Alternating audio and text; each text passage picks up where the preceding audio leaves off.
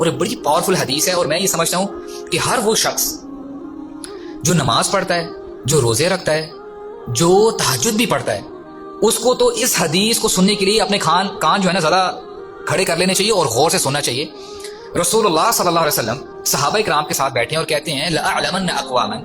مِنْ أُمَّتِي يَأْتُونَ يَوْمَ الْقِيَامَةِ بِحَسَنَاتٍ، کہ اے میرے صحابہ، میں ایسے لوگوں کو جانتا ہوں، وہ میری امت میں سے ہیں، اور وہ قیامت کے دن آئیں گے، اتنی نیکیاں لے کے آئیں گے کہ ان کی نیکیاں پہاڑوں جتنی بڑی ہوں گی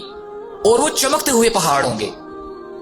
لیکن ہوگا کیا؟ اب تصور کریں کہ ایک بندہ ہے، اس نے بڑی نیکیاں کی ہیں، اس نے نمازیں بھی پڑھی ہیں، روزے بھی رکھے ہیں، تراویحیں بھی پڑھی ہیں، اب قیامت کا دن ہے اور وہ دیکھ رہا ہے اس کے رائٹ لیفٹ اس کی نیکیاں پہاڑوں جتنی بڑی ہیں، اور وہ اپنے دل میں ہو سکتا ہے خوش ہو رہا ہو کہ الحمدللہ میں نے جی بڑا اچھا کام کر لیا، آج میرا بیڑا پار ہے، آج میں بچ گیا ہوں۔ لیکن اس حدیث کے اگلے الفاظ ہیں فَيَجْعَلُهَا اللَّهُ هَبَاءً مَنثُورًا، اللہ تعالیٰ اس کی تمام نیکیوں کو ریزہ ریزہ کر دیں گے۔ اور آپ کو پتہ ہے صحابہ کرام جب اس قسم کی احادیث سنتے تھے نا، وہ کانپ جاتے تھے، ان کے دل میں لرزہ طاری ہو جاتی تھی، وہ یہ سمجھ بیٹھتے یا رسول اللہ اتنا بڑا لوس۔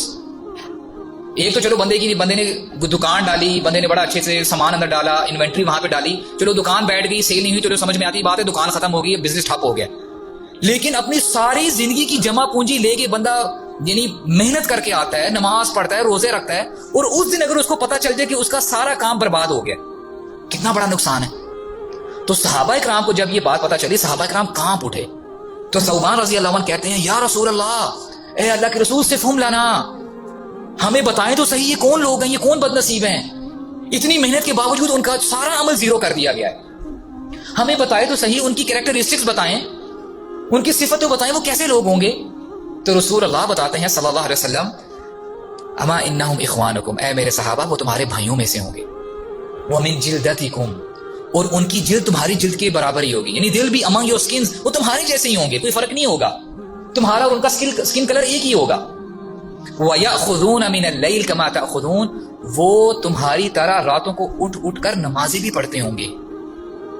وہ نمازیں بھی پڑھتے ہوں گے، قیام اللیل کرتے ہوں گے، تہجدیں پڑھتے ہوں گے، لیکن یہ وہ لوگ ہوں گے وَلَكِنَّهُمْ أَقْوَامٌ اِذَا خَلَوْا بِحَارِمِ اللَّهِ انْتَهَكُوهَا، لیکن یہ وہ لوگ ہوں گے جب یہ اکیلے میں بیٹھتے ہوں گے نا، یہ اللہ کی حدوں کو پامال کر دیتے ہوں گے، ان کو یہ ریلائزیشن ہی نہیں ہوگی، یہ اپنا موبائل اٹھاتے ہوں گے، جہاں پہ دل کیا، جیسے دل کیا وہاں پہ کلک کر دیا،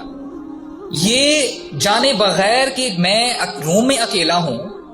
سمجھیے بیٹھا ہوں کہ جی مجھے تو کوئی نہیں دیکھ رہا، کھڑکیاں دروازے سب کچھ بند کر دیے گئے ہیں، لائٹس آف ہے، میں تو اکیلا ہوں، ان کو پرواہ ہی نہیں رہی کہ اللہ سبحانہ و تعالیٰ ان کو دیکھ رہے تھے، and they overstepped the boundaries۔ کتنا بڑا نقصان ہے۔